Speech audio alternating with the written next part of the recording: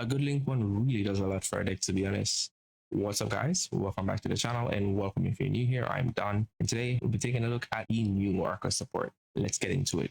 As usual, let's start off by going over the new cards. So the first card on the list would be Galatea, the Orcust Automation, which it requires one Orcust or World Legacy monster. It doesn't specify that it has to be an effect monster, so that means that you can always use the token summoned by the Yugioh, which before it was an issue because Galatea required two effect monsters. So what we had done before was turn that Link 1 token into something like a Linkaribo, but now Linkaribo is banned. You most likely had to turn it into something like a Orcust Anima. But with this new support, you can pretty much turn that token into something like Galatea, which is pretty much perfect material for your Galatea. It also fixed another issue that we'll get onto when we get to our effect. So our first effect is you send a card from your hand to the graveyard to add a World Legacy monster or orchestrated battle from your deck or graveyard to the hand. If this card is in your graveyard, you can banish one other Orcust card to special summon it from the graveyard. So the issue that it fixed before was that you either had to choose between setting Babel or the Crescendo from the deck with the Galatea, but seeing that now you have Galatea that is pretty much here to only add the Babel,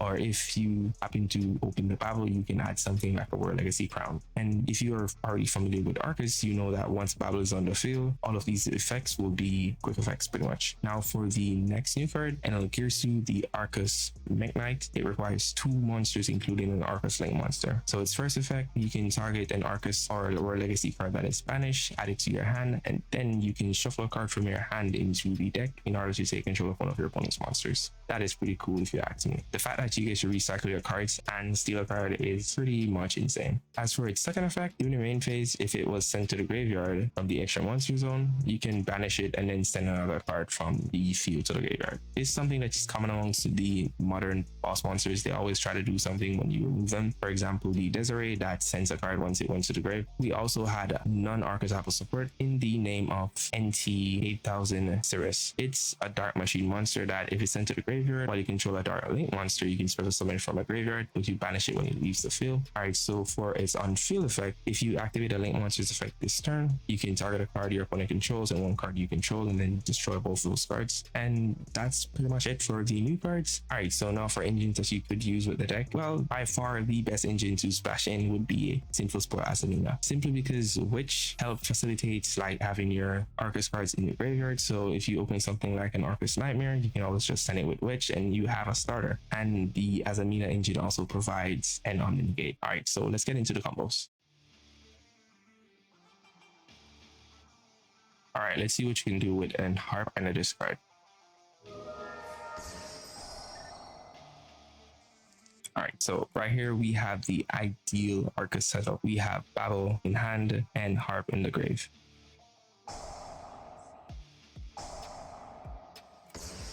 For Yugioh, you've seen that we already used Harp's effect. We'll be sending the Nightmare from the deck to the grave with the Yugioh.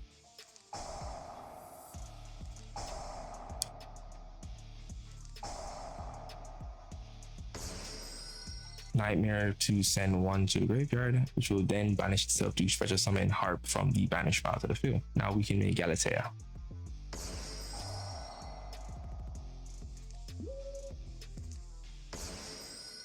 So as you can see, Galatea returned the wand in order to set the counter trap. Then we made Yugioh, which will then attach the Nightmare from the banish to himself, which afterwards will be making an IP. With a starter like Harp, you're pretty much not able to make the Link 4 in your turn, so you'd have to make it in your opponent's turn instead.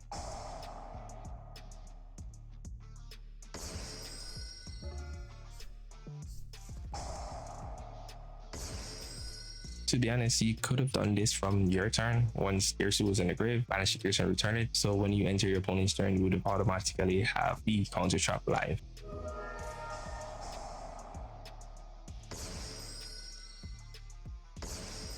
So Harp facilitate the third body in order to make the Yugioh with the IP. And now you have the Link 4, which is a snatch steal and a counter trap. By banishing the Nightmare, you can send the NT8000 which will then trigger in order to special summon from the grave to the field. And once you steal something with your Yugioh, you can use the NT8000 to destroy that card and any one of your opponent's cards, along with the fact that you have the skeleton in the grave, which can banish itself in order to reborn the Yugioh that can send any card on your opponent's side of the field to the graveyard, or even attach one of your banished cards, but you kind of need fuel for your Yugioh. That'll be it for this line. If you made this far into the video, remember to leave a like to show that you appreciate it. And you can also check out my channel if you want to see more videos from me, along with subscribing to the channel if you want to see more videos from me in the future.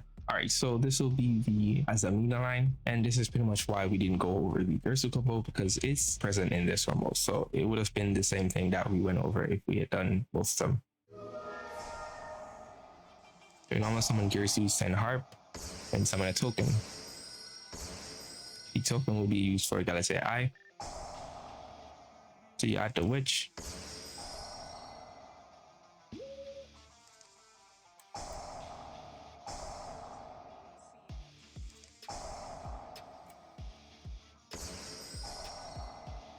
What we're pretty much doing here is the Azamina line that we want to go into. Seeing that we started off with 2 cards and we don't have a discard, we'll have to try and get a discard, which will be as a result of the wanted.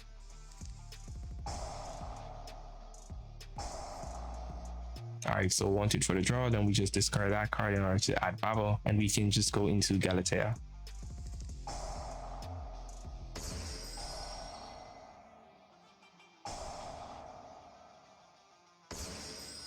And just like that, we have an Omnigate.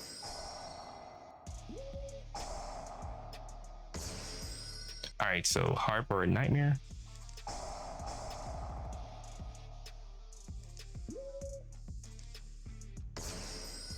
Alright, so the good thing about this card is that you don't want to shuffle the Harp into the deck, so you can just banish the Yugioh in order to shuffle the Yugioh back into the deck. And seeing that this is a quick effect, you can even chain into it to set the crescendo, and now you have the materials you need for the Link 4.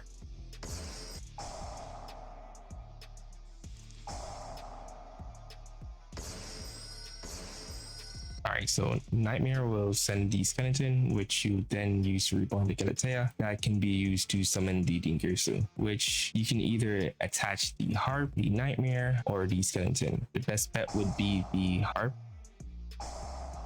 Use an Yugioh, return the Nightmare in order to steal a monster and go into IP. So right here, what we have is IP into SP by either stealing a monster or special summoning from the deck with the Harp. We have an Omnigate, we have the Counter Trap, and we have a Book of Moon for special summon monsters, along with the Yugioh in the grave, which you could get to be another skeleton.